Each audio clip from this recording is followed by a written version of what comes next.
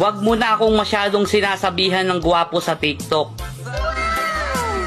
At baka magkita pa tayo ng personal. Sabihin mo, scam.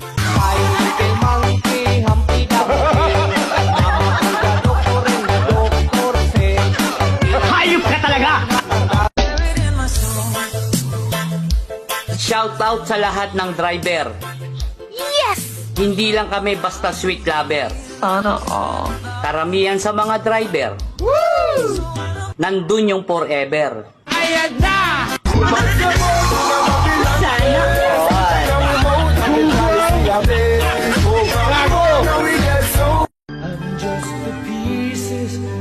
Huwag mong ipilit yung sarili mo sa taong ayaw sa'yo.